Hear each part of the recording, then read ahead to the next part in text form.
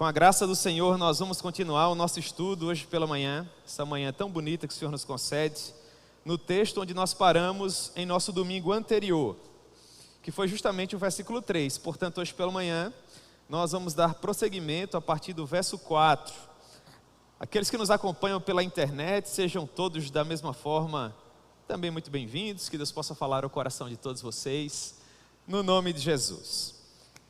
Meus irmãos, esse texto talvez seja um dos textos mais discutidos do nosso amado Novo Testamento, talvez até de toda a nossa querida Bíblia Sagrada. As pessoas que possuem linhas de interpretação soteriológica diferentes, eles olham para esse mesmo texto e veem aqui duas saídas para aquilo que o autor, que nós não sabemos quem é, esteve dizendo, sendo inspirado pelo Espírito Santo. Hoje pela manhã nós vamos ter acesso a uma linha de interpretação que me agrada, a linha de interpretação reformada. E para essa linha de interpretação, meus irmãos, uma vez salvo, salvo para sempre. Nós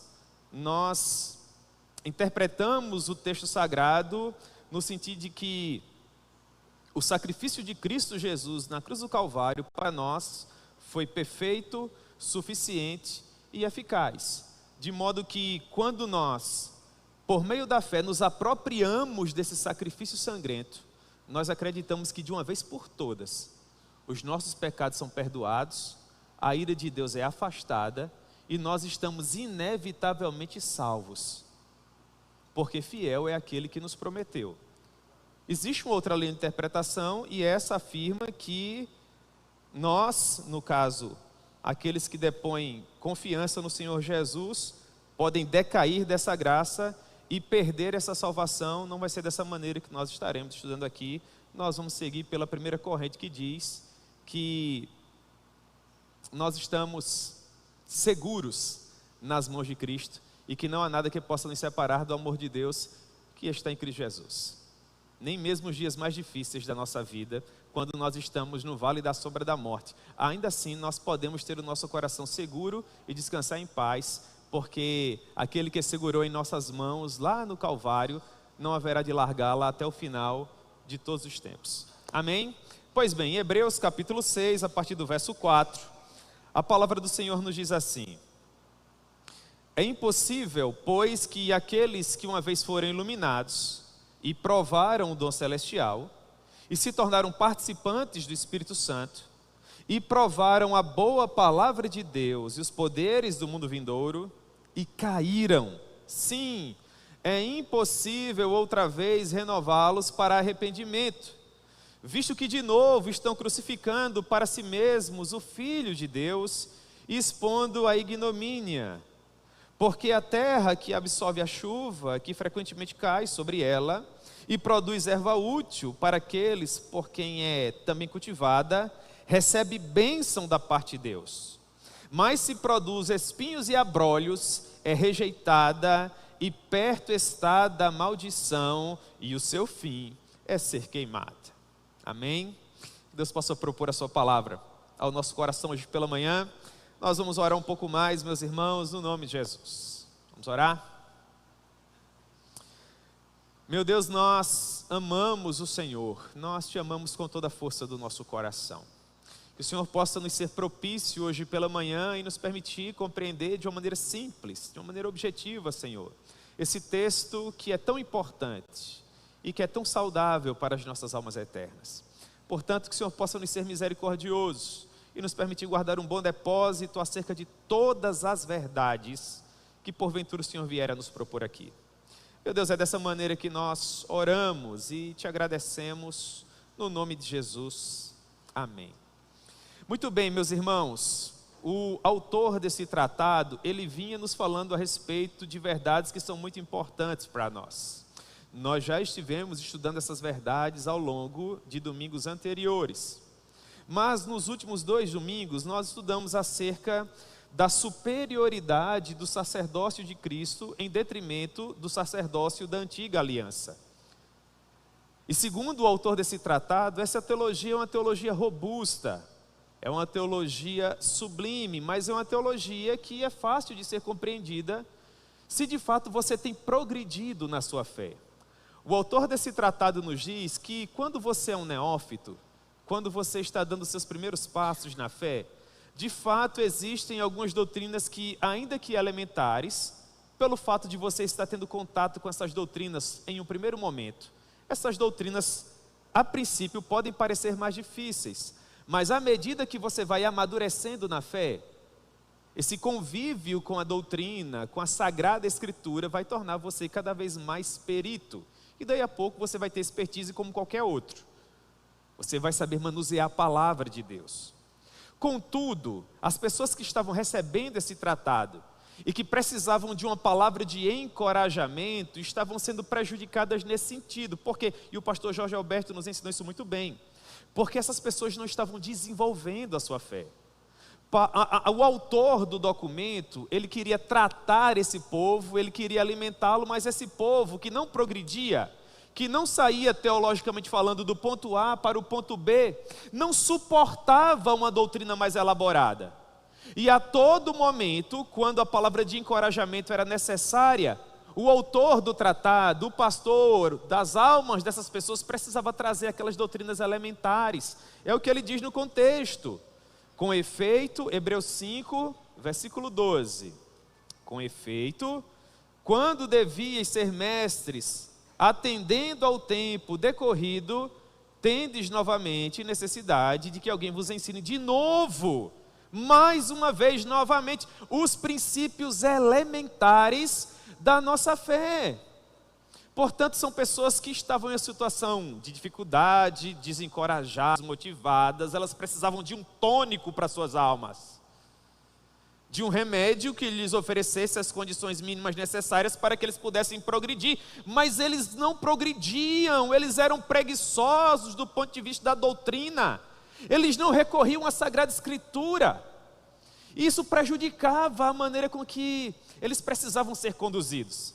De modo que no princípio do capítulo 6, e esse foi o texto do nosso domingo passado, o autor está dizendo que eles precisavam compreender que em um determinado momento eles tinham que dar um basta, pôr uma espécie de limite. Olhe para o verso 1 do capítulo 6. A essas doutrinas mais elementares acerca de Cristo. Sair daquelas aulas iniciais de EBD, irmãos, para tentar chegar a algumas doutrinas mais elaboradas e trazer melhores nutrientes à nossa alma, permitir que as raízes eternas da nossa alma possam se aprofundar no nosso coração, para que a base onde Cristo está sendo construído, finalmente possa progredir. Ele diz, por isso, pondo de parte os princípios elementares da doutrina, deixemos-nos levar para o que é perfeito, não lançando de novo. Olha, irmãos, era pregação de todo domingo, base de arrependimento, se arrependa dos seus pecados. Você que compra e não paga, promete e não cumpre, que é mau marido, que é mau esposa, que é um mau filho. Irmãos, pessoas que estão há 10, 20, 30 anos na igreja, como que se tivesse algo que impedisse a palavra de penetrar por seus ouvidos e chegar até o seu coração. Pessoas que não progridem. Meu irmão, alguma coisa está errada. Errado. Não vai ser um bom marido nunca, não vai ser uma boa esposa nunca, não vai obedecer aos pais nunca, vai ter um namoro carnal a vida toda, para se casar e ter um casamento quebrado. E está o coitado do pregador no púlpito todo domingo, arrependa-se dos seus pecados. Para o que visita, para o novo convertido, esse é o Evangelho de Jesus Cristo, é todo ele na verdade, mas para você, cristão maduro, você devia se envergonhar.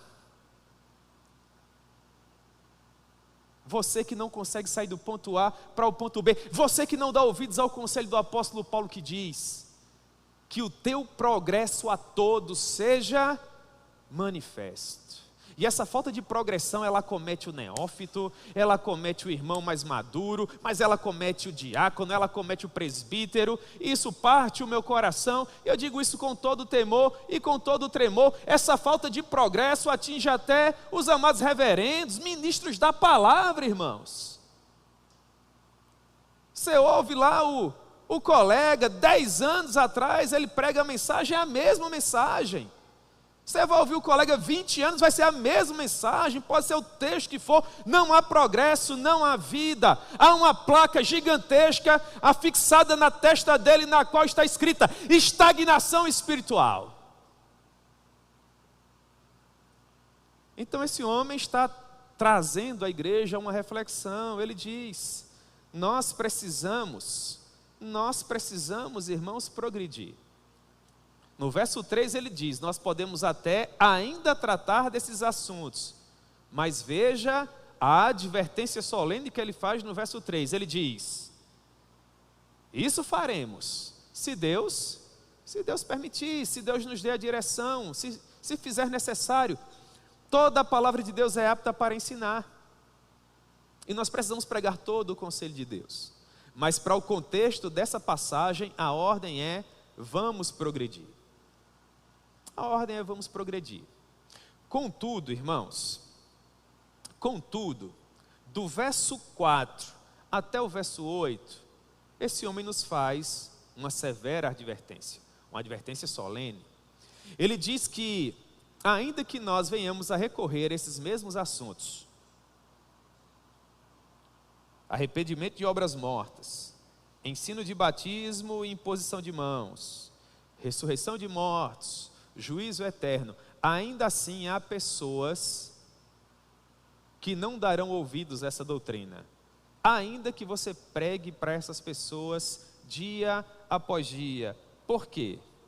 Ele diz, no verso 4, porque é impossível que aqueles que uma vez foram iluminados e provaram o dom celestial e se tornaram participantes do Espírito Santo e provaram a boa palavra de Deus, os poderes do mundo vindouro e caíram, ele diz, sim, é impossível outra vez renová-los para arrependimento. É impossível. Para nós tratarmos dessas palavras tão sublimes e tão apropriadas, nós precisamos aqui compreender, irmãos, o que significa ser salvo e o que significa não ser salvo. Em primeiro lugar, o que significa não estar salvo? O que é que não nos salva? Em primeiro lugar, nós não somos salvos por obras de justiça que nós praticamos. Vamos compreender primeiro isso, irmãos. O que significa não estar salvo e o que significa estar salvo. Porque se você compreender o que significa não estar salvo, e se você de fato compreender o que significa o que é ser salvo, você vai entender o que esse homem está escrevendo, sendo inspirado pelo Espírito Santo aqui. Porque o eleito, o crente, o que se apropriou por meio da fé do sacrifício de Cristo Jesus, este, na minha maneira de ver, não se enquadra nessa advertência aqui, porque ele já passou dessa etapa. Agora, para que isso aconteça, você precisa compreender o que é que não te salva e o que de fato te salva. No primeiro momento, vamos ao que não nos salva. Você não é salvo por isso. Você não é salvo por obras de justiça que você tem praticado. Há um texto na epístola que Paulo escreveu a Tito, no capítulo 3. Tito, capítulo 3, verso 4. E esse texto diz: quando, porém, se manifestou a benignidade de Deus, nosso Salvador, e o seu amor para com todos, verso 5, não por obras de justiça praticadas por nós, mas segundo a sua misericórdia, ele nos salvou mediante o lavar regenerador e renovador do Espírito Santo. É um texto clássico. Nós não somos salvos por obras de justiça. Nós não somos salvos por meio de nossas boas obras. É a maneira como as obras de justiça são mais conhecidas nos dias atuais. Não. Estas obras não possuem o poder de afastar a ira de Deus e nos fazer propícios à sua presença. Na verdade, as boas obras, elas demonstram uma salvação prévia, uma profunda mudança de vida que aconteceu antes. Dito de outra forma, é porque você é salvo, é porque você foi regenerado, que você está apto a praticar boas obras. Portanto, com base nisso, nós não somos salvos por meio destas obras, mas nós praticamos essas obras porque nós já estamos salvos. É a conclusão inafastável que o apóstolo Paulo faz em Efésios capítulo 2, verso 10. Perceba que em Efésios capítulo 2 nós temos uma síntese maravilhosa de quase todo o tratado aos Romanos. Romanos começa, como vocês sabem, com a depravação total do homem e caminha pela doutrina até que finalmente ele chega aos aspectos práticos. Isso acontece a partir do capítulo 12. Portanto, você começa Romanos capítulo 1 completamente afastado, alienado de Deus. A ira de Deus pesa sobre você. Até que finalmente você compreende que no sangue de Cristo você encontra graça, misericórdia e perdão. Que toda a ira foi afastada, porque o preço foi pago e você agora é filho de Deus. E o Espírito Santo testifica no seu espírito que isso é verdade. O que se espera, portanto, de um filho de Deus? Ora, que com a sua mente transformada, ele não se conforme com esse mundo, mas que ele o transforme com base naquilo que o Espírito Santo tem produzido no interior dele. E não vos conformeis com este século, mas transformai-o a partir da renovação do vosso entendimento. Não é essa ordem? Só pode obedecer essa ordem quem nasceu de novo, quem é nova criatura em Cristo Jesus. Dessa ordem o ímpio, sabe quantas vezes ele conseguirá cumpri-la? Nenhuma. Ele não possui as ferramentas necessárias. Quando você olha para Efésios capítulo 2, você vai encontrar o mesmo pensamento, só que em um capítulo apenas. Paulo vai começar dizendo que ele nos deu vida, estando nós mortos em nossos delitos e pecados. Mas depois ele vai dizer que por meio da graça, não por obra de justiça, por meio da graça nós somos salvos. Qual a conclusão do pensamento? O que Deus espera de nós, portanto, nós, aqueles que foram salvos. Verso 10. Pois somos feituras dele, criados em Cristo Jesus para as boas obras. Perceba, esse pensamento não vem no princípio do capítulo, porque no princípio do capítulo você não pode cumprir essa ordem. Mas agora, que por meio da fé você foi transformado em uma nova criatura, sim, você está apto às boas obras. Portanto, que isso fique claro para todos nós hoje pela manhã, nós não somos salvos por meio das obras que nós praticamos. Cestas básicas, por mais que sejam urgentes, elas não podem perdoar os nossos pecados. Os favores que nós concedemos não podem perdoar os nossos pecados.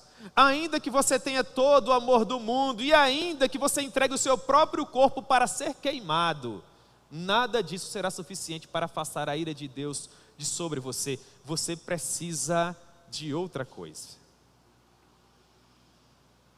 não das suas obras. Mas em segundo lugar, nós não somos salvos porque nós somos boas pessoas. Há esse entendimento profundamente equivocado nos dias atuais. São pessoas, irmãos, que infelizmente ainda não compreenderam a doutrina. Quando você entrevista uma pessoa e olhando nos olhos dessa pessoa você pergunta: meu irmão precioso, na sua maneira de ver, por que é que você estará no céu com o Senhor Jesus? E a pessoa responde: porque eu sou um bom marido, eu nunca defraudei ninguém, eu sou um bom pai. Tenho os meus defeitos, é verdade, mas eu prometo e cumpro, eu compro e pago, pergunte aí na praça, eu sou gente boa. Quando a pessoa responde dessa maneira, ele ainda não entendeu nada, irmão. Sabe aquelas doutrinas elementares que a gente tratou no princípio da minha fala? Pois é. A total depravação do homem impede um pensamento como esse. Meu irmão, você é mau, você é corrupto. Se nós pudéssemos expor a vileza e a maldade do seu coração nesse equipamento aqui, todos veriam quem de fato você é por baixo desse seu cabelo penteado e das roupas passadas que você está usando. Não fosse a graça de Deus para limitar a maldade do seu coração, você seria a pessoa mais perversa que esse mundo já viu. Mas para frear a sua iniquidade, Deus nos deu um antídoto chamado graça. Portanto, não é por conta da sua bondade, porque você não é bom. Ninguém é bom. Você olha para Romanos capítulo 3 e Paulo vai dizer, Romanos 3,10, é um texto clássico. Ele diz: não há justo, não há um sequer. não há quem entenda, não há quem busque a Deus, todos se extraviaram, a uma se fizeram inúteis.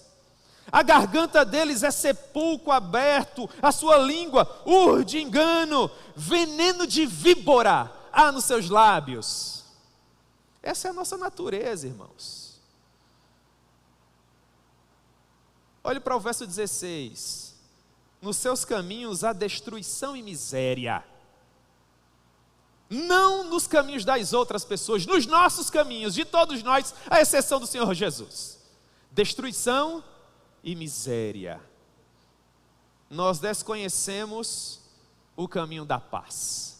Não é uma alternativa viável. Não há possibilidade de escolhermos esse caminho, nós o desconhecemos. Só há maldade diante de nós. Sem Jesus, todo caminho que o pecador escolhe é sempre pior que o outro.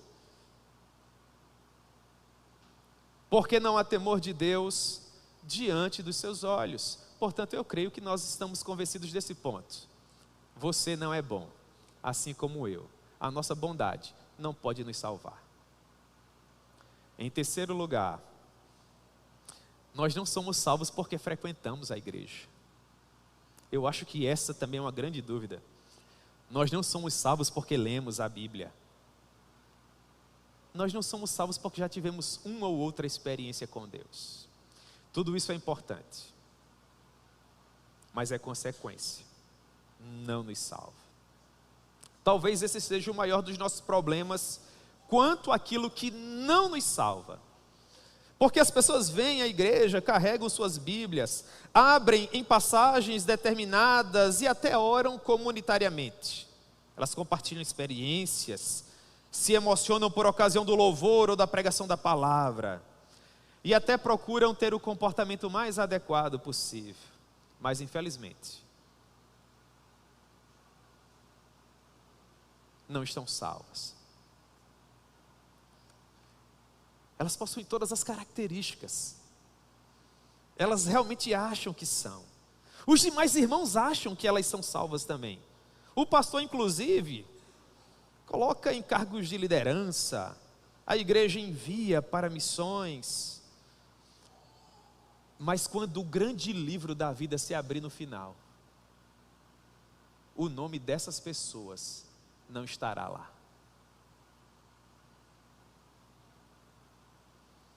E essas são aquelas pessoas que se levantarão, de acordo com o ensinamento do Senhor Jesus, em Mateus capítulo 7. Sim, meus irmãos, não se enganem, serão essas pessoas que carregaram Bíblias, que se emocionaram no louvor, que até visitaram campos e tiveram experiências místicas. Elas se levantarão quando perceberem que os seus nomes não estão escritos no livro da vida, e elas dirão: mas Senhor, Mateus capítulo 7, versículo 22, porventura não temos profetizado em Teu nome, e em Teu nome não expelimos demônios, e em Teu nome não fizemos muitos milagres? Então Ele lhes dirá explicitamente, Mateus 7, 23, apartai-vos de mim, os que praticais a iniquidade, porque eu nunca vos conheci. Não é suficiente, meus amados irmãos, frequentarmos uma igreja como essa, termos a nossa própria Bíblia, experienciarmos comunitariamente com os irmãos, inclusive sobrenaturalmente. Meus irmãos, não é suficiente. São pessoas que caminharam um tempo conosco, mas que nunca haviam se tornado crentes de fato. Sobre elas se cumprem as duras palavras do Senhor Jesus, em Mateus 23, 28. Mateus 23, 28. Vós exteriormente pareceis justos aos homens, mas por dentro estáis cheios de hipocrisia e de iniquidade. Portanto, nós sabemos o que não nos salva, e eu quero passar rapidamente desse ponto, porque ele não me agrada tanto. Eu gostaria de falar daquilo que nos salva. Afinal de contas, é para isso que nós estamos aqui, não é, irmãos? O que nos salva? Em primeiro lugar, nós somos salvos quando, por meio da fé, nós nos apropriamos do sacrifício sangrento de Cristo. Por quê? Ora, vamos raciocinar, irmãos. Isso foi matéria da nossa última aula, não é? No curso de introdução ao Antigo Testamento. Qual a importância dos 2 primeiros capítulos do livro do Gênesis? Nos explica a nossa origem, de onde nós saímos, o que foi que aconteceu conosco. Em linhas gerais, irmãos, vamos pensar apenas no princípio estabelecido. Aquele momento em que Deus estabeleceu um parâmetro para se relacionar com o homem, para se relacionar conosco. Ele disse, Gênesis capítulo 2, verso 16 e verso 17, a porção inicial. Gênesis 2:16. E o Senhor Deus lhes deu esta ordem: de toda a árvore do jardim comerás livremente, mas não da árvore do conhecimento do bem e do mal. Da árvore do conhecimento do bem e do mal vocês não comerão. Deus estabeleceu um princípio e esse princípio não podia ser transigido. Deus nos propôs um limite e nós não poderíamos estar para além do limite, porque isso seria desobedecer a Deus, seria quebrar a regra, seria passar por cima do mandamento. A pergunta óbvia, teológica é: o que acontece com o homem quando ele está para além do mandamento? O que acontece quando o mandamento é quebrado? Qual a consequência? É o segundo ponto. Gênesis 2:17, a porção final. Porque no dia que dela comeres, certamente morrerás. Então nós sabemos o que é o pecado. O pecado é estar para além do que Deus estabeleceu. É quebrar a regra. Qual é a consequência? Ora, o salário do pecado, a recompensa do pecado é a morte. Em Ezequiel capítulo 18, versículo 4, Ezequiel 18:4 está escrito: palavra do Senhor: a mim pertence a alma do Pai, assim como a alma do Filho, mas a alma que pecar, essa morrerá. Na economia do reino, por mais que o pai ame o filho, ele não pode sofrer pelo pecado do filho, pagar o preço pelo filho. Deus foi claro: a alma que pecar, essa morrerá. Terceira pergunta: qual a extensão do dano? Aquele casal que nos representava tomou daquele fruto e comeu, eles pecaram. Se eles pecaram nos representando, todos nós pecamos. A pergunta é: qual a extensão do pecado? Quem pecou com aquele primeiro casal? Quem caiu? Quem está destituído da glória de Deus? Quem vai ter que derramar o próprio sangue para apaziguar a esse Deus? Quem vai ter que sofrer eternamente por não estar mais ligado a Ele? Paulo diz, Romanos 3, verso 23, Romanos 3, 23, pois todos pecaram. Todos, essa palavra todos engloba todo o gênero humano, à exceção do Senhor Jesus. Ele foi o único que não pecou. Dolo algum se encontrou em seus lábios, à exceção dele, todos pecaram e destituídos estão da glória de Deus. Sabemos o que é pecado, sabemos qual a consequência, sabemos qual a extensão. Próxima indagação, e essa é a que mais devemos dar atenção: como é que nós resolvemos? Qual o antídoto para essa doença? Qual a saída para esse grande problema? Ora, é muito simples. Você, pecador, você precisa morrer para satisfazer a justiça de Deus. Para que um Deus que se encontra irado finalmente seja apaziguado. Porque ele foi desrespeitado e ele está furioso.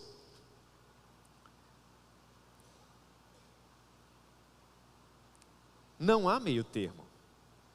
Está escrito em Levítico 17:11: a vida da carne está no sangue, e vos tenha dado sobre o altar para fazer expiação por vossa alma, porquanto é o sangue que fará expiação pelo pecado. Mas há um texto clássico, está lá em Hebreus capítulo 9, verso 22. Hebreus 9, 22. Sem derramamento de sangue não há perdão de pecados. E aqui, irmãos, entra a beleza da morte vicária de Cristo. Por que se diz vicária? Porque é uma morte substitutiva. Na cruz do Calvário, Jesus substituiu você. Na cruz do Calvário, ele pagou aquilo que você devia. Na cruz do Calvário, a ira de Deus foi descarregada sobre ele para que você pudesse ser perdoado.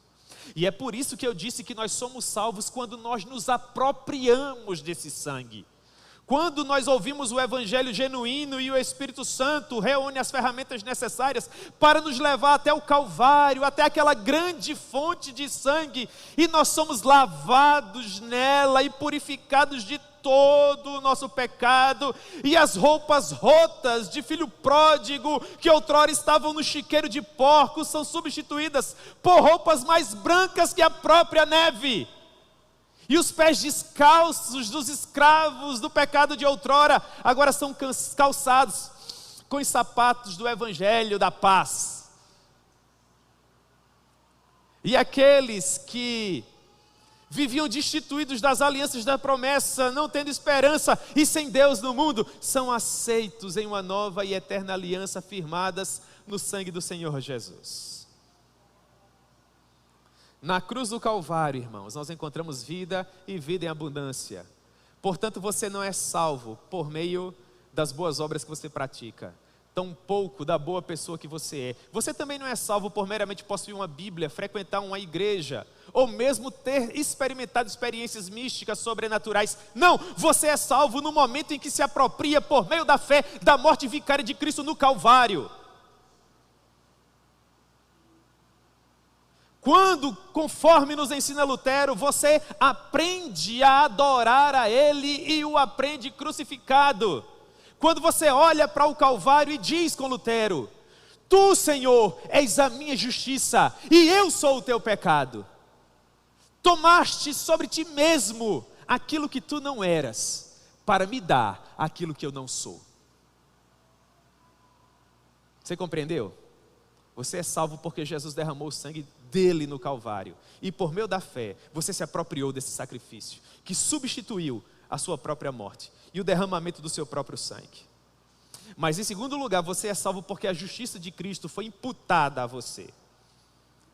O que significa essa doutrina? Imputação significa olhar para uma pessoa e considerá-la justa, ainda que ela continue pecando por acidente, vale dizer.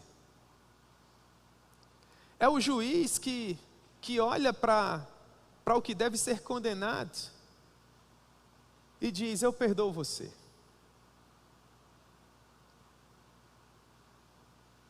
Porque a punição que lhe era devida foi suportada por outro.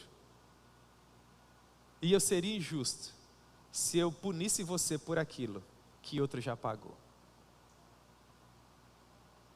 Você consegue perceber isso?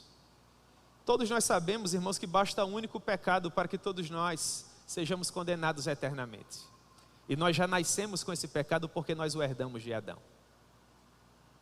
Paulo nos ensina em Romanos 5,12 que assim como por um só homem entrou o pecado no mundo e pelo pecado a morte, assim também a morte passou a todos os homens.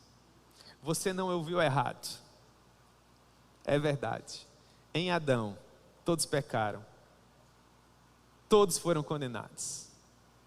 Em Adão nós contraímos uma dívida que nós não temos condições de pagar. Nos tornamos escravos. Estamos perdidos. Além da dívida ser muitíssimo alta, nós nem ao menos dispunhamos da moeda para fazer o pagamento. Não há nada que nós tivéssemos e que pudéssemos oferecer que fosse suficiente para aplacar a ira de Deus. Tudo foi contaminado pelo pecado. Nesse grande torrão chamado planeta Terra, não há nada que fale aos olhos de Deus.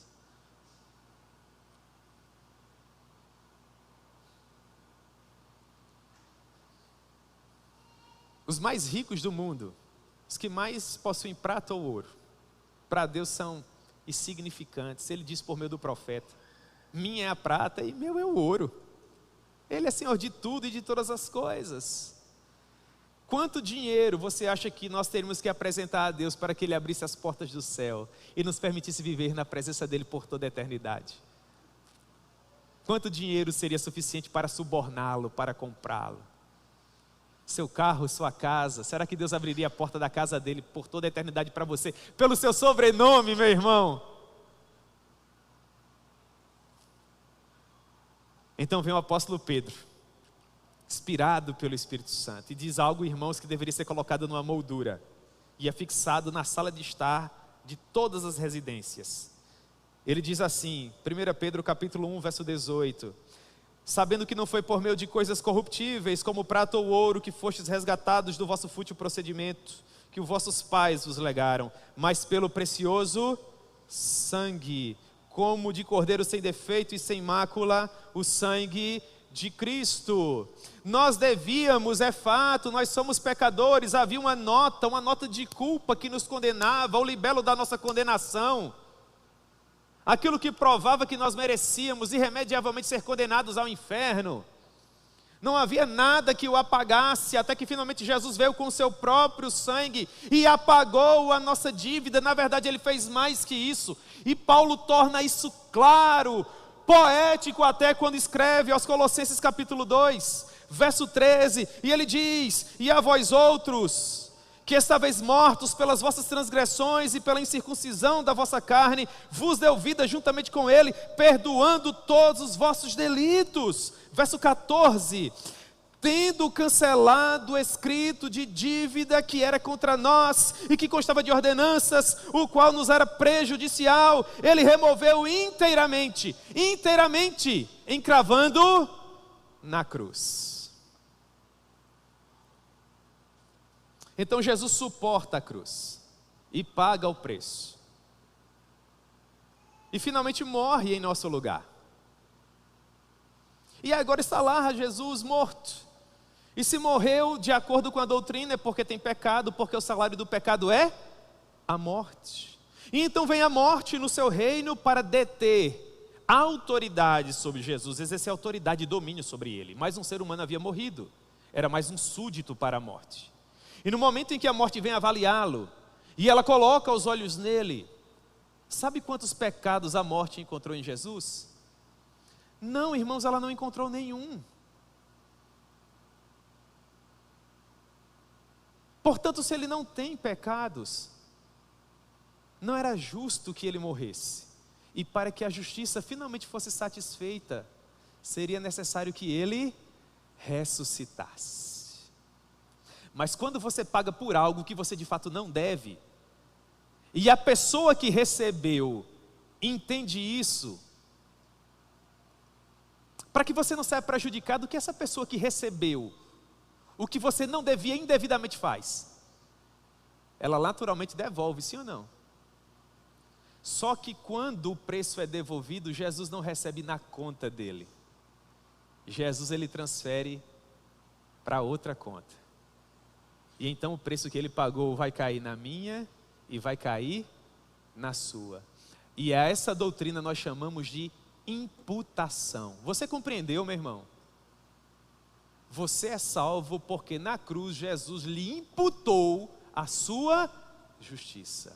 Você compreendeu isso? Muito bem. Em terceiro lugar, nós somos salvos porque ouvimos o evangelho genuíno, que nos ensinou sobre o poder do sangue e sobre o poder da justiça proveniente do mérito de Cristo, o que nos leva ao fato de que, se o evangelho genuíno não for pregado, nós não temos como aprender as doutrinas corretamente, e sem esse conhecimento não há possibilidade de salvação. Romanos 10:17 está escrito: e assim a fé vem pelo ouvir, e o ouvir pela pregação de Cristo. Para que haja salvação, todo o conselho de Deus precisa ser pregado. Só há salvação quando há proclamação do genuíno evangelho. E mais do que nunca, a nossa geração precisa estar preocupada com isso, visto que não são poucos os impostores que atualmente ocupam os púlpitos e têm ludibriado as almas eternas pregando mensagens para satisfazer os seus próprios anseios e não as demandas eternas das pessoas que lhes estão ouvindo. Paulo, à época dele, já falava desses falsos pregadores. Ele diz: meus irmãos, tenham cuidado, sejam meus imitadores, e imitem aqueles que andam segundo o modelo que vocês estão vendo em nós, Por que é que a igreja deve estar preocupada com quem ocupa o púlpito, se é homem de Deus? Porque a igreja terá esses homens como referenciais. E se esses homens a princípio não estiverem imitando a Cristo à luz do Evangelho, esse público que vem após esses homens será severamente prejudicado. Por quê?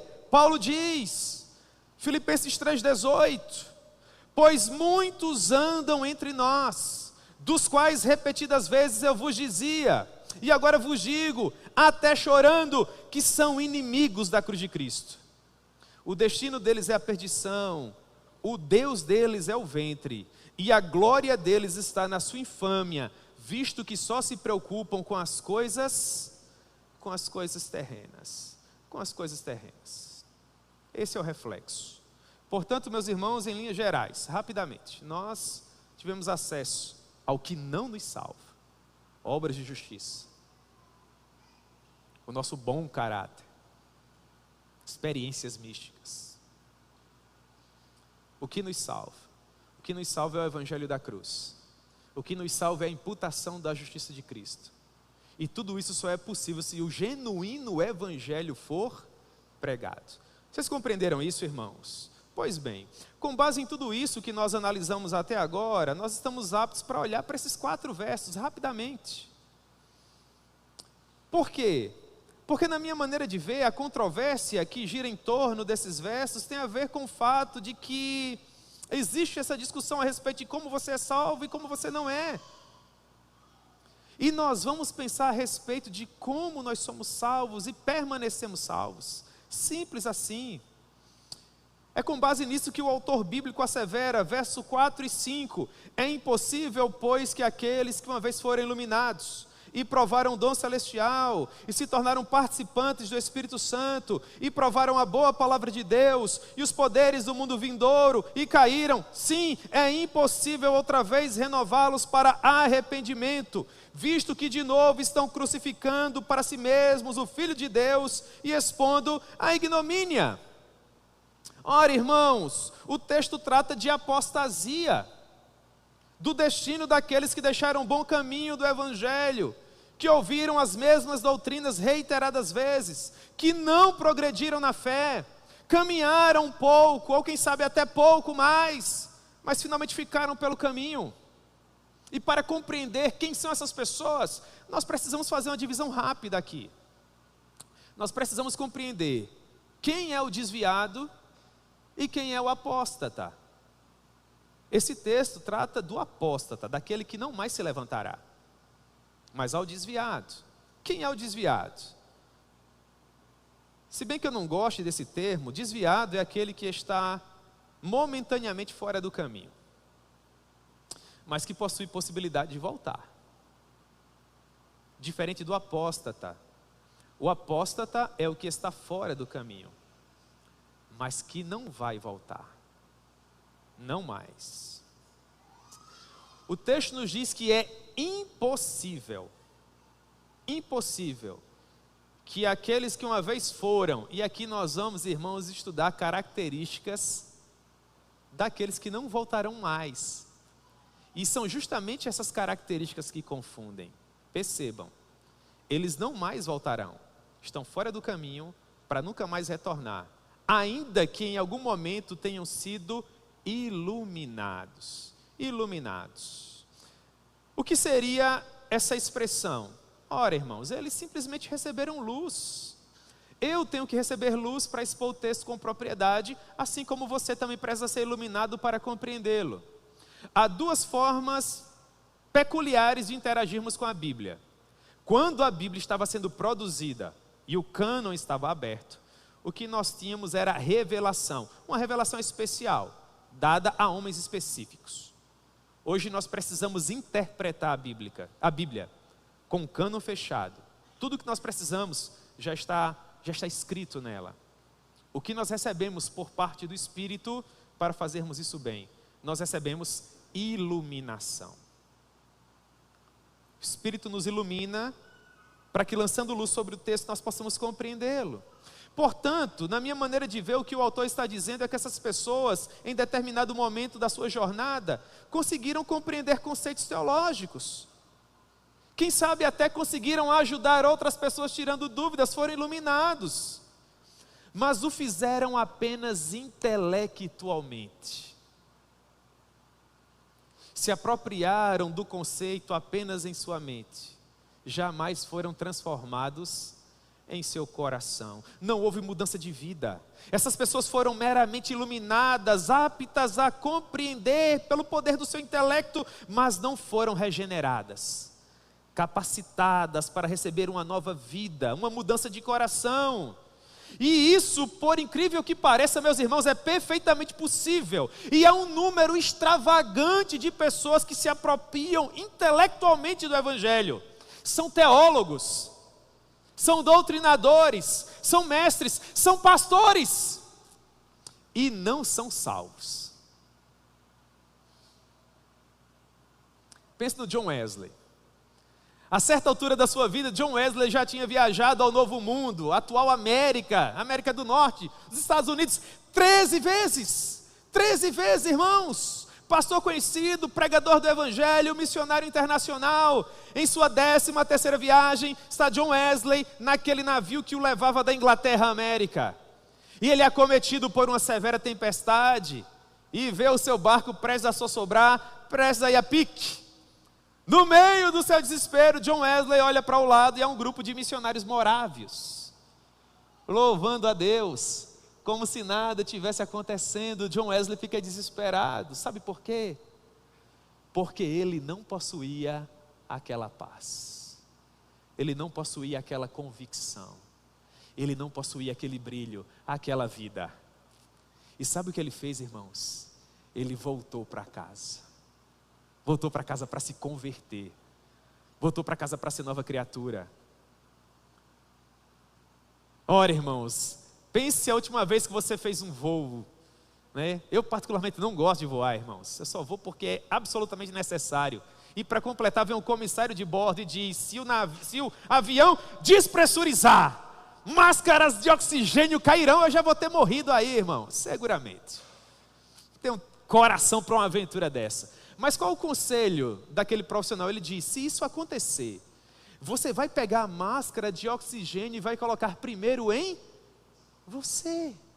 Porque se você já estiver morto sem oxigênio, você não vai conseguir salvar sua esposa, nem os seus filhinhos, nem a pessoa mais madura que está sentada ao seu lado. Foi o que John Wesley percebeu: quem está morto não pode salvar ninguém. M. Bounds diz isso: homens mortos tiram de si sermões mortos, e sermões mortos matam. Então John Wesley volta para casa e vive a famosa experiência da rua Aldersgate, onde ele se assentou para ver o ministro leigo pregar, e aquele homem pegou um livro. Que livro? Um comentário que Lutero fez da epístola do apóstolo Paulo aos Romanos. E quando aquele homem começou a ler o prefácio da obra, John Wesley sentiu seu coração estranhamente aquecido. E o resto da história vocês conhecem muito bem. Quem aqui é afeito à teologia já ouviu falar o nome de um poderoso pregador, grande escritor, estadista? As suas famosas teorias das esferas estatais norteiam o pensamento igreja-estado até os dias atuais. Abraham Kuyper. Abraham Kuyper é um dos maiores teólogos que a Holanda já produziu. Homem de Deus, grande estadista, pregava na igreja dele todo domingo, descia do púlpito, ia saudar os irmãos lá na porta. Saía a irmãzinha, madura, avançada em dias, cabelos grisalhos, bengalinha na mão, apertava a mão de Abraham Kuyper e dizia: pastor, estou orando por sua conversão. Todo domingo, você vai ler a biografia do homem, e ele vai dizer: até que finalmente o meu Deus transformou o meu próprio coração. Conversava esses dias com um dos homens mais doces que eu já conheci, homem maduro, pastor de pastores, grande homem de Deus, vocês conhecem bem, pastor Glênio Paranaguá. Frequentou um dos melhores seminários de teologia do Brasil. Pregador do evangelho conhecido, pastoreando uma das maiores igrejas lá de Londrina, no Paraná. Igreja que ele é pastor até os dias de hoje. quando já contava com 5 anos de ministério. E esse é um testemunho muito forte, irmãos. É que finalmente ele se converteu. E a esposa dele pouco depois. E o mesmo aconteceu com a esposa do George, ou melhor, com a esposa do Martin Lloyd Jones. Vários e vários anos acompanhando o marido. Os maiores pregadores que o século passado já viu. Moça que nasceu em lar evangélico. Só depois de muitos anos é que finalmente ela teve o seu coração transformado. Estes homens e mulheres são exemplos de que é perfeitamente possível se apropriar do evangelho apenas intelectualmente, sem ter de fato passado por uma mudança de vida. Foram iluminados, mas em segundo lugar, provaram o dom celestial. Provar aqui é literalmente sentir o sabor. Imagine que você está lá na Casa Gagliotti, comendo aquela massa, né? A lá Emanuel, não é, Wellington? É uma coisa preciosa.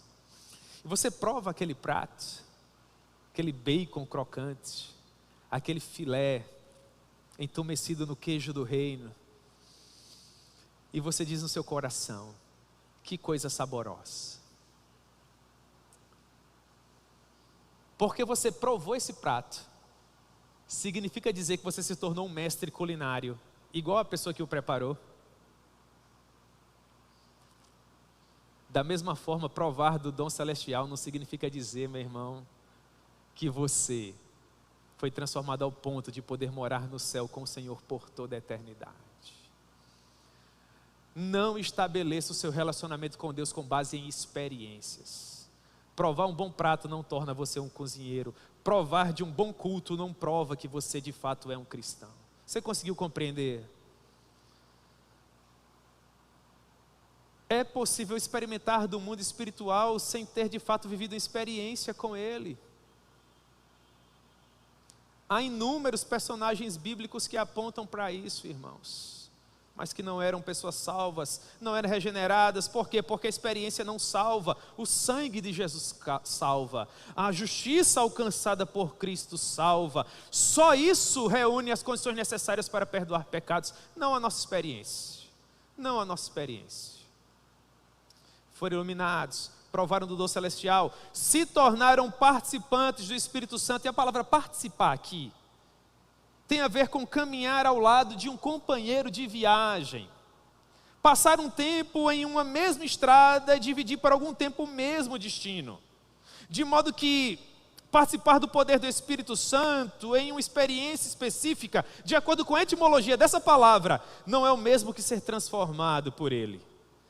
Assim como não é porque você está sentado ao lado de uma pessoa no banco do ônibus que você tem o mesmo destino que ela. Sim, você está em um avião de bancos duplos, há uma pessoa do seu lado, você tem o mesmo destino que essa pessoa? Não, vocês estão momentaneamente compartilhando uma viagem. Há pessoas que participaram do Espírito Santo como companheiros de viagem. Em algum momento essa pessoa até caminhou ao lado dele. Eles tinham a mesma direção, não o mesmo destino. Um seguiu e o outro infelizmente ficou pelo caminho. Eu quero acreditar com toda a força do meu coração que é aquele que foi verdadeiramente regenerado, esse é colocado pela graça de Deus no bom caminho e não se desvia dele. Porque a graça que o chamou no princípio será suficiente para fortalecê-lo até o final. Está escrito, Paulo escrevendo aos Filipenses capítulo 1, verso 6, estou plenamente certo de que aquele que começou a boa obra em vós haverá de aperfeiçoá-la até o dia de Cristo Jesus. João 6,37, esse texto é tão bonito. Todo aquele que o Pai me dá, esse virá a mim, e o que vem a mim, de maneira nenhuma. Eu não consigo, irmãos, conceber nenhuma outra interpretação. O Pai deu ao Filho, o Filho pagou o preço devido para reapresentá-lo ao Pai. Está aqui, Pai, de todos aqueles que tu me destes, nenhum se perdeu, senão o próprio filho da perdição. Eu estou seguro nisso. Essa é toda a minha esperança. Essa é a comida que eu como, a água que eu bebo, o ar que eu respiro. Retire isso de mim. E sabe o que restará? Nada. Nem todos os antidepressivos e ansiolíticos do mundo seriam suficientes para nutrir o desespero do meu coração, se por um segundo eu não tivesse certeza que eu estou completamente seguro em Cristo e que não há nada que possa me separar do seu amor. Em quarto lugar, e provaram a boa palavra de Deus. Essa é uma das características que mais confunde, não é? Aqui nós temos pessoas que provaram e que experienciaram a palavra de Deus, pessoas que tiveram, quem sabe, até evidência, projeção, fama. Ora, irmãos, nós sabemos que não é bem assim. Tem muita gente aí que foi famosa outrora e que nos dias atuais, irmãos, é de partir o coração. Eu creio que nós recaímos mais uma vez em Mateus 7:22, que diz: muitos naquele dia hão de dizer-me, Senhor, Senhor, porventura não temos profetizado em teu nome. Paul Alexander estava prestes a ser apresentado à banca que o avaliaria como pastor. E um dia antes ele escrevia no seu diário: eu quero saber por experiência própria o que significa regeneração, antes de poder pregar aos outros. Eu quero dissuadi-los do pecado e persuadi-los a receberem o Salvador por meio do meu conhecimento pessoal da crueldade daquele e da suavidade deste último. Que eu não seja como alguns chefes de cozinha que preparam a comida para os outros, sem que eles mesmos tenham aprovado. Você percebeu? É plenamente possível ensinar a palavra aos outros, quando você mesmo não foi transformado por ela. E o último ponto, irmãos: experimentaram os poderes do mundo vindouro. O poder de Deus pode fluir dos lugares mais improváveis. Pense na jumenta de Balaão, não é? Quem diria? Pois é, irmãos, quem fez aquilo? Deus fez. Deus fez a muda jumenta falar. Deus usou a jumenta. Deus usou a queixada do jumento. O pastor Augusto Nicodemos fala assim, né? Deus usou a jumenta, Deus usou a queixada do jumento, pode usar o jumento completo, né? É uma piada que ele conta. O que nós aprendemos com isso, irmãos? Que o poder de Deus pode fluir, porque Ele é Deus, Ele é todo poderoso. A aparência de poder exterior não é o mesmo que vida consagrada, que é vida no altar, claro que não. Afinal de contas, há muitos homens que, do ponto de vista humano, são muito poderosos na terra, mas que não são conhecidos no céu. Cresceram muito no conceito humano, não valem 10 centavos no conceito do Senhor. Esse poder exterior pode nos enganar. Vocês já ouviram falar em Dwight Lyman Moody? Na minha maneira de ver, a exceção de Charles Spurgeon, foi o maior pregador do século XIX. Em 1897, ele pregou para mais de 2 milhões de pessoas em uma época que não havia transmissão como nós temos hoje. Grande homem de Deus. Ele era enorme, irmão, sabe? Imenso. Seria a altura do pastor Jorge com o corpo de Rummenigge, sabe? Coisa assim, gigante. E esse homem gigantesco chegou no açougue, o senhor Davidson. Estavam lá 2 irmãs, aquelas irmãs de oração, né? William Moody era o pregador mais famoso da sua época. E aquele homem conhecido entra naquele açougue, aquelas mulheres se voltam para ele, olham nos olhos dele e falam o seguinte: pastor, o senhor precisa do poder de Deus.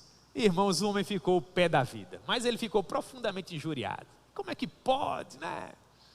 Comecei lá atrás, a minha vida é uma vida digna, tenho pregado o evangelho em todos os lugares onde o meu Deus tem me enviado, Deus tem feito uma obra grandiosa para a glória do nome dele, o que há de errado comigo? Será que eu fiz tudo isso na força do meu braço, no poder do meu intelecto? Mas é impossível. E irmãos, ele teve dificuldade para estudar no começo da sua vida, ele era um homem semi-analfabeto, ele teve que remar muito para chegar onde ele chegou para a glória de Deus. Então ele olhava até para a própria formação dele, e não conseguia enxergar outra explicação para o que ele estava vivendo, senão o poder de Deus. Mas o comentário daquelas duas senhoras não saíam da mente dele. E depois ele passou de ter raiva para ter preocupação. E ele passou a orar dizendo: mas meu Deus, será que eu preciso do teu poder? Será que de fato eu não vivo no desfrute diário da tua presença? Senhor, se o que aquelas mulheres falaram é verdade, traz o meu coração à paz novamente e me dá esse poder. E ele orava por isso, irmãos, até que finalmente, em um dos dias em que ele estava resolvendo as dificuldades da vida dele, estando no meio da rua, na calçada, ele sentiu como que se um raio atravessasse o seu corpo e ele não conseguisse se conter, e aquela experiência mística não o abandonava. E ele, sem saber o que fazer, distinguiu a casa de uma pessoa conhecida, e ele bateu naquela porta, a pessoa abriu e ele disse: você tem um cômodo vazio, um lugar onde eu possa orar, conversar com Deus? E a pessoa falou: ah, sim, um quarto aqui, né? E ele foi até aquele quarto, dobrou os seus joelhos e solenemente ele disse algo que eu vi pela primeira vez na história dele. Eu sempre ouvi e vi homens orando por mais poder. Essa foi a primeira vez que um pregador do evangelho disse: basta, Senhor, eu não aguento mais.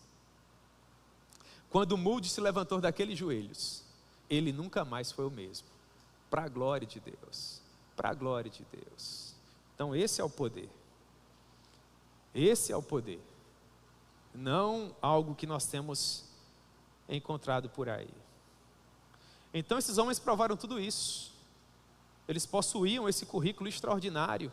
Eles foram iluminados, provaram o dom celestial, se tornaram participantes do Espírito Santo, provaram da boa palavra de Deus e dos poderes do mundo vindouro. Contudo, na última página do seu vasto e imponente currículo, estava escrito com letras garrafais, final do verso 6, irmãos, está escrito: e caíram. E caíram.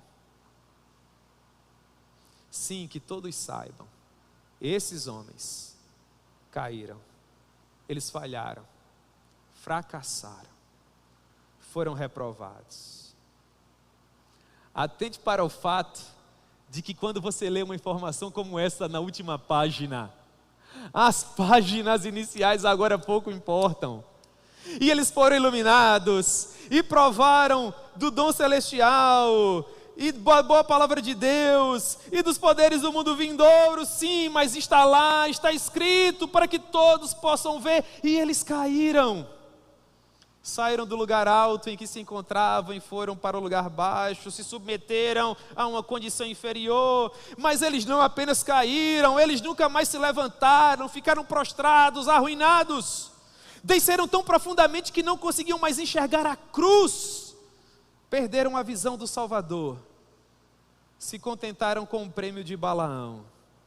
Se juntaram ao triste exército de Datã e Abirão. Foram tragados pelo abismo da incredulidade, que os engoliu, e eles não puderam mais ser restaurados. O autor desse tratado, que tenta nos encorajar, está dizendo que se começar bem é importante, terminar bem é muito melhor. Porque se você tiver o currículo mais elaborado do mundo, tiver pregado nos mais variados lugares e arrastado verdadeiras multidões, e se no final da sua biografia, aquele que escreve a respeito da sua vida disser no último capítulo: até que ele caiu, tudo mais que foi dito a seu respeito não terá valido nada. Não será suficiente. Você consegue compreender? Esses são os apóstatas, aqueles que não há mais esperança de retorno. Portanto ele diz: é impossível outra vez renová-los para arrependimento, visto que isso seria expor mais uma vez o Filho de Deus à vergonha, à ignomínia. Nós não temos mais, e é o exemplo que ele deu lá nos versos 1 e 2 do capítulo 6, nós não temos mais como levar esses homens às bases do arrependimento de obras, ou mesmo ao ensino de batismo e a ressurreição dos mortos. Eles são doutores nisso, a doutrina eles conhecem, o fato é que eles não creem. Eles foram acometidos pela pior chaga que pode contaminar a alma eterna de um homem, a doença mais vil, da qual nós devemos fugir a todo custo, e ela se chama incredulidade. Nesse ponto, irmãos, é importante que fique claro. Na minha maneira de ver, esses homens não perderam a salvação. Vocês estão acompanhando o raciocínio, não é? Na verdade, esses homens nunca foram salvos. Eles meramente experimentaram, do ponto de vista intelectual, nunca passou da mente deles. O dom celestial, a participação no Espírito Santo, a boa palavra de Deus e os poderes do mundo vindouro. E eu creio nisso porque eu tenho certeza com toda a força do meu coração que nós só podemos perder aquilo que um dia nós já tivemos. E esses homens, na minha maneira de ver, jamais foram salvos de fato. Eles jamais foram iluminados, jamais provaram o dom celestial, jamais se tornaram participantes do Espírito Santo, jamais provaram de fato a boa palavra de Deus e os poderes do mundo vindouro. Não da maneira como deveriam ter provado. Intelectualmente falando, eles foram iluminados, provaram do dom celestial, se tornaram participantes, provaram a boa palavra de Deus e os poderes do mundo vindouro. Mas essas experiências nunca foram suficientes para fazê-los nascer de novo. Nunca se apropriaram do sangue. Nunca receberam a justiça de Cristo para serem novas criaturas. Mas me parece, para nós encerrarmos nesses 10 minutos finais, que a pergunta que nós precisamos responder agora é: e quanto a mim? Como eu posso saber que eu estou salvo? Essa é a minha pergunta. O contexto em que o documento foi escrito eu já sei. O motivo pelo qual esses homens caíram, eu já sei. Agora vamos falar de mim. E esse é o ponto para esse texto. É aqui que o autor quer chegar. Como é que eu sei que eu estou salvo? Sem sombra de dúvidas. E de uma vez por todas. Ora, meus irmãos, essa resposta é muito simples de ser respondida. Você sabe que você está salvo, sem sombra de dúvidas, através dos frutos. Perceba se não é isso. Verso 7, porque a terra que absorve a chuva, que frequentemente cai sobre ela e produz erva útil para aqueles, porque é também cultivada, recebe bênção da parte de Deus. A terra que absorve a chuva, que frequentemente cai sobre ela e produz erva útil para aqueles, por quem é também cultivada, recebe bênção da parte de Deus. O cristão genuíno, aquele que ouviu o verdadeiro evangelho e compreendeu corretamente a doutrina, se apropriando do sangue de Cristo e crendo que a justiça deste lhe foi imputada, esse cristão inevitavelmente frutificará. Frutificará. Na vida desse cristão, sabe o que nós veremos, irmãos? Rapidamente, nós veremos leitura devocional e diária das Sagradas Escrituras. Você quer saber se você está vivo e eternamente seguro, absolutamente seguro nas mãos do Senhor? Meu irmão, você tem uma fome contumaz pela palavra. Você não vive sem ela. Se você se diz cristão e não se alimenta diariamente da palavra de Deus, alguma coisa muito errada está acontecendo com você. Porque aqui não é possível se esquivar com a desculpa de que você não gosta de ler. Ninguém em sã consciência morre de inanição porque não gosta de comer. Diga para você mesmo: eu não gosto de comer. E o seu estômago esfaimado vai te obrigar. A menos que algo esteja muito desregulado, uma patologia muito forte de fato esteja acontecendo, a sua natureza vai obrigar você a comer. Ainda que você procure por aquilo que mais lhe agrada e sobreviva por vários e vários dias à base daquilo que você precisa comer, não se trata de uma opção, é uma obrigação desesperadora. Nós, seres humanos, organismos vivos, precisamos comer, quer gostemos disso ou não, é comer ou morrer. Não há meio termo, não há caminho alternativo, não nos é dada outra opção. Ou você se alimenta ou você morre. Da mesma forma é com a palavra de Deus. Ou você se alimenta ou você morre. Contudo, se nos fosse dado um espelho espiritual, que refletisse a nossa alma, você cristão, que não lê a Bíblia, você veria refletida nesse espelho a triste imagem da sua pobre alma desnutrida. E talvez essa visão desesperadora obrigasse você a comer. Porque todos nós, mesmo pecadores como somos, quando estamos caminhando pelas ruas e observamos uma pessoa caída, destituída, esfaimada, pele e osso, qual a nossa reação natural? O que nós queremos desesperadamente? Nós queremos alimentar aquela pobre alma, sim ou não? Talvez essa visão encoraje você a se alimentar. Ver o seu pobre corpo espiritual em pele e osso, porque não se alimenta. Frágil e quebradiço, sem conseguir cumprir bem a missão que Deus tem lhe confiado, porque não há nenhum vigor.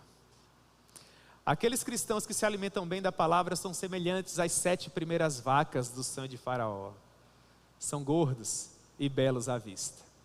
Mas o cristão que não se alimenta da palavra de Deus é semelhante às 7 vacas que vêm logo após. Magérrimos, a ponto de ferir os nossos olhos.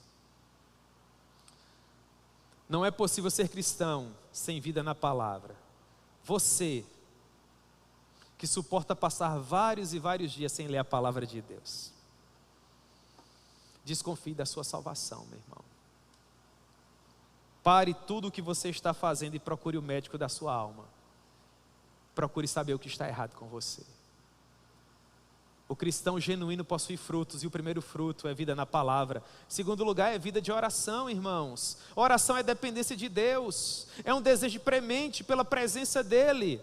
Orar é demonstrar da maneira mais sublime que nós não conseguimos viver sem a direção de Deus. Na oração nós abrimos o nosso coração e clamamos para que Deus preencha esse coração com a sua graça. Na oração nós rogamos o favor de Deus. Na oração nós rogamos para que Deus nos sustente com a sua forte mão. Mas se você não ora é porque você não precisa de Deus. Se você não ora é porque você não depende dEle. Se você não ora é porque você não sente saudade, não sente falta da sua graça, não se incomoda por não ter a sua direção, não se sente destituído por não ouvir o seu favor, não se sente desamparado por não sentir a sua presença, e isso é impossível se você é crente. Como eu sei que estou salvo? Absolutamente porque eu me alimento da palavra. Ou é isso ou é morte, porque há uma sede premente em meu coração por oração. Você, cristão que não ora, desconfie da sua salvação. Pare tudo o que você está fazendo e procure o médico da sua alma. Busque orientação. Em terceiro lugar, está vivo, quer ter certeza da sua salvação. Você lê a palavra, você ora, mas você também respeita a doutrina. Você faz o devido uso dos sacramentos. Há pessoas que passam meses e meses e meses sem frequentar, irmãos, esse momento aqui, desrespeitando claramente a ordem que diz: e todas as vezes que vocês comerem este pão e vocês beberem este cálice, vocês anunciam a minha morte. Quando nós, irmãos, deliberadamente, seja por que motivo for, não cercamos essa mesa, ou não procuramos o mais rápido a reconciliação, nós estamos com o nosso comportamento dizendo para Deus: o teu corpo para mim não é verdadeira comida, o teu sangue para mim não é verdadeira bebida. Eu posso continuar me alimentando de outros elementos, nutrindo com isso o meu relacionamento contigo, sem necessariamente ter que obedecer a tua ordem e me assentar na tua mesa. E para mim isso é impossível, irmãos. Nós precisamos da palavra, nós precisamos da oração, mas nós precisamos da comunhão dos santos, de cercar a mesa, de partilhar o pão. Mas finalmente nós precisamos, irmãos, respeitar a nossa liderança. Eu tenho lido muito um teólogo americano chamado Jonathan Leeman, mas eu tenho lido muito mesmo, irmãos. Ele faz parte do Ministério 9 Marcas. E foi com base em tudo que eu tenho lido dele que a gente escreveu o diretório para recebimento de novos membros, que a gente está mais preocupado em saber quem é membro, quem é congregado. Isso é muito importante, sobretudo espiritualmente falando. E o Jonathan Leeman, ele diz algo que fala muito ao meu coração. Ele diz: se na sua igreja há apresentação de boa doutrina, se a vida piedosa, clara, cristalina, na pessoa dos líderes, e você não se submete a essa liderança, você está errado. E eu concordo com ele. Porque eu quero acreditar que esse projeto é o projeto de Deus. Deus poderia ter constituído anjos para liderar a igreja. Claro, Ele tem poder para isso. Deus poderia ter criado seres específicos para liderar a igreja. Mas aprove a Ele fazer com que o seu corpo, que foi comprado pelo seu próprio sangue, fosse liderado por homens, sujeitos a falhas, de carne e osso, como vocês e eu. Eu sei que alguém por aí já foi magoado, eu sei que alguém por aí tem o pé atrás com liderança, eu sei que alguém por aí anda desconfiado, mas meu irmão, esse projeto é um projeto de Deus. Se você não confia, não acredita nesse projeto, você desacredita do projeto de Deus. Se há falha no caráter do seu líder, se ele não aspira confiança, se você não sente que sua alma eterna está segura, é seu dever procurar um lugar que lhe ofereça tudo isso.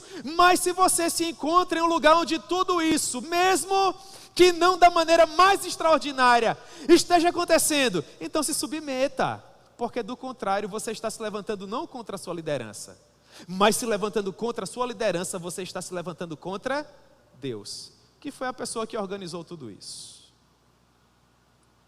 Como eu sei que estou completamente seguro em meu Deus? Porque eu não consigo viver sem me nutrir espiritualmente da sua palavra. Eu não consigo viver sem a sua direção através da oração.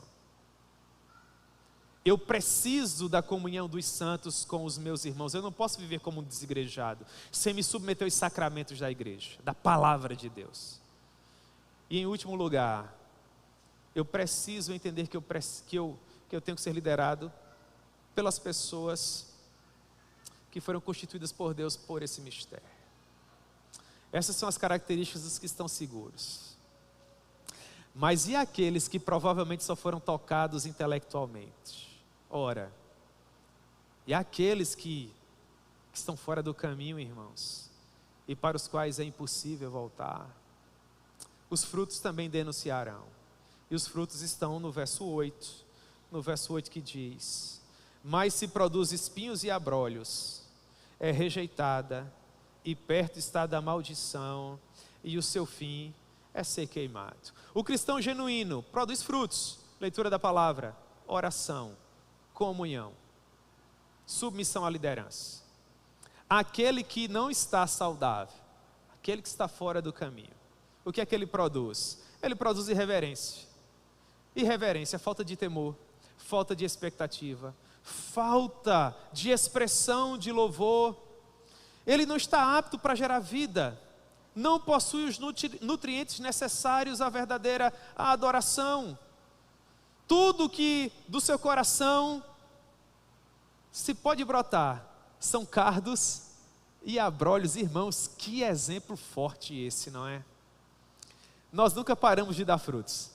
Ou nós damos frutos para a glória de Deus, boa semente, ou a gente produz erva daninha, cardos e abrolhos. A irreverência, mas também a falta de piedade, falta de devoção, não há práticas devocionais. Você percebe? É o oposto do primeiro. O primeiro lê a palavra e ora. O segundo, não há nada disso. A falta de piedade, os espinhos, os cardos e abrolhos do seu coração contaminado pela incredulidade cresceram ao ponto de sufocar tudo isso. E ele está tão sufocado por tudo isso que entulhou o seu coração que ele não consegue mais orar, nem ler a palavra, porque a falta de piedade e a incredulidade retilaram os raios solares da palavra de Deus. O doce orvalho do Espírito Santo não rega mais, o seu coração. E essa pessoa está morta. Mostre-me um homem destituído de piedade, e eu lhe mostrarei uma alma despida de salvação. Terceiro exemplo, e nós vamos orar. Na vida dessa pessoa que produz cardos e abrolhos no seu coração, que foi sufocada pela incredulidade, e que não tem mais vida com Deus, nós encontramos iras, ciúmes, discórdias e contendas. Porque a coisa mais natural é que os cardos e abrolhos que brotam do coração do incrédulo o machuquem, mas machuquem também as pessoas que vivem ao lado dele. Isso acontece porque essas ervas daninhas crescem no coração dessas pessoas que foram acometidas pelo mal da incredulidade. E essas ervas daninhas sufocam a satisfação, nada é bom. Essas ervas daninhas crescem e sufocam o elogio, as pessoas só têm críticas. Essas ervas daninhas crescem e sufocam as amizades, ninguém presta. Essas ervas daninhas crescem e sufocam a comunhão, nada é tão bem feito. Nada é tão agradável. Essas ervas daninhas crescem, irmãos, e sufocam a gratidão. Nada, por melhor que nós façamos, será suficiente. Essas pessoas sempre estarão insatisfeitas. Qual o fim dessas pessoas? Por mais duro que seja, elas são rejeitadas e perto estão da maldição, e o seu fim é serem queimadas. O que nós precisamos fazer nesse momento, olhando para esse texto que é tão debatido, que é tão discutido, tantos livros têm sido escritos, e percebam que eu precisei usar muito mais tempo do que geralmente eu uso. Geralmente eu termino por volta das 10h40, já são 11h04, eu peço até perdão a vocês, irmãos, pelo tempo que me alonguei. Qual a nossa reflexão nesse momento, irmãos? É procurar sondar o nosso coração e saber onde nós estamos. Será que precisamos a todo tempo voltar aos rudimentos de escola bíblica dominical porque não progredimos na fé? Se não estamos progredindo, será que é porque o mal da incredulidade afetou o nosso coração a ponto de nós termos nos desviado do bom caminho? Ou coisa pior, será que nós nos enquadramos nesse exemplo meu Deus, Deus nos guarde disso, apostatamos da fé? Esse é tempo de nós pararmos, fazermos essa reflexão. E o desejo do meu coração é que minhas palavras hoje pela manhã soem como as palavras de evangelista a cristão. No momento em que cristão se desviou do caminho que leva à cidade celestial e foi para a cidade da moralidade. E lá no Sinai, prestes a morrer, achando que tudo estava perdido, ele mais uma vez encontra o evangelista, se arrepende por ter deixado o bom caminho e pergunta para ele o que deve ser feito. Então o evangelista o diz: ora, meu filho, você deve voltar ao bom caminho. Que nós possamos voltar, se for o caso, e permanecer para aqueles que já estão nesse bom caminho até o final, para a glória de Deus. Amém, irmãos? Muito bem, primeira aplicação. Nós precisamos saber o que significa sermos salvos. Sabendo o que significa, o que é ser salvo, precisamos ter certeza da nossa própria salvação. Lembre, você só pode ajudar outras pessoas se você estiver seguro. Se sua alma eterna não estiver em segurança, você não pode ajudar ninguém. Em segundo lugar, cuidado para não depositar a sua confiança nas experiências que nós teremos ao longo do caminho. Você lembra do anjo da morte que visitou o Egito por ocasião da 10ª praga? Se aquelas pessoas tivessem pintado a verga da porta com a tinta nova, se eles tivessem colocado uma porta nova, se eles tivessem feito uma reforma na casa, ainda assim, o primogênito deles também teria morrido. Sabe o que foi que protegeu aquelas pessoas, irmãos? O sangue. Você só está protegido pelo sangue. Terceiro lugar, pondere acerca dos frutos que você tem produzido. Pense nisso hoje à tarde, né? Quando você deitar após o seu almoço com a sua família e as pessoas que você ama. Você tem lido a palavra de Deus? Você tem orado? Você tem vida de comunhão com o corpo? Você é uma pessoa que é bênção na vida da sua liderança? Pense nisso, meu irmão, e viva para a glória de Deus, porque você é uma bênção para todos nós. Amém?